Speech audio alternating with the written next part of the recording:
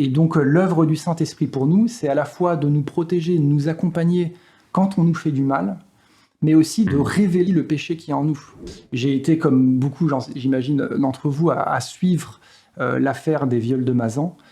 Et c'est une affaire qui m'a vraiment bouleversé, de par forcément l'atrocité de l'événement, et puis du courage de Gisèle Pelicot d'avoir levé le huis clos sur cette affaire.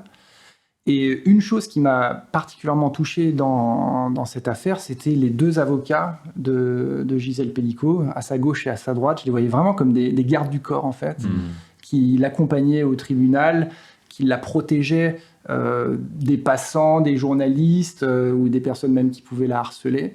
Et en fait, ces avocats avaient un rôle qui allait au-delà de juste la défendre dans la cour, quoi. C'était vraiment... je me dis, si elle a réussi à tenir, bien sûr, elle est très courageuse et voilà, d'avoir fait ça, mais ces deux avocats qui étaient là à sa gauche et à sa droite l'ont vraiment permis de tenir au-delà des moments qui étaient dans la cour. Et je cherchais, justement, tu disais qu'on était dans une série de prédications sur le Saint-Esprit, et donc je naviguais un peu sur Internet pour voir un peu plus la signification du mot paraclet.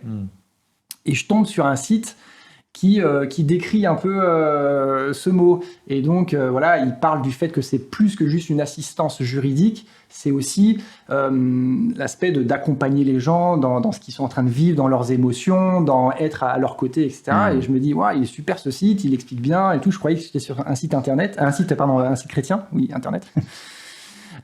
Et en fait, je regarde la source et en fait, je suis sur un site d'un cabinet d'avocats aux États-Unis qui sont en train de décrire le type d'accompagnement qu'ils donnaient à leurs clients. Et donc, ils avaient vraiment cette idée du paraclet, de la personne qui va venir, qui va consoler, accompagner, bien sûr juridiquement, mais aussi tout le reste. Et ça m'a vraiment touché dans ces affaires des viols de Mazan.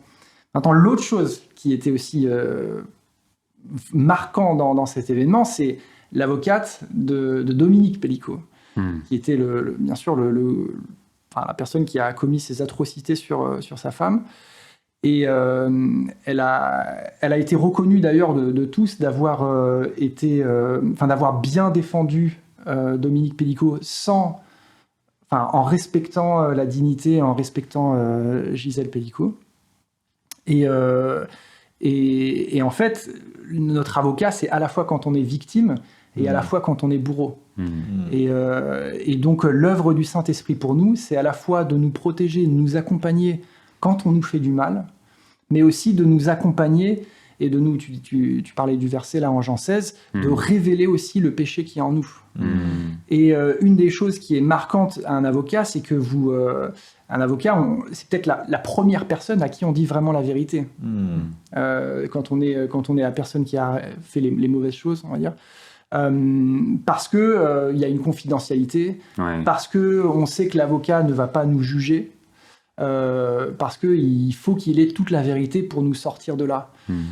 Et donc le rôle du Saint-Esprit en tant qu'avocat, c'est aussi de nous aider dans le... Quand on est dans le faux, en fait. Ouais, quand on est dans le faux, et même c'est peut-être la première personne à qui on va se confesser, parce que peut-être que le père, il a trop cette image de juge et de celui qui va être dur, et souvent c'est une image erronée, mais le Saint-Esprit va nous aider. C'est pour ça que je disais dans mon camp scout, là, vraiment si je devais refaire, il y aurait vraiment quelqu'un avec l'accusé sur le banc des accusés, il serait certainement pas seul. Parce que voilà, le Saint-Esprit, c'est celui à qui peut-être qu'on se confesse, quoi, en premier.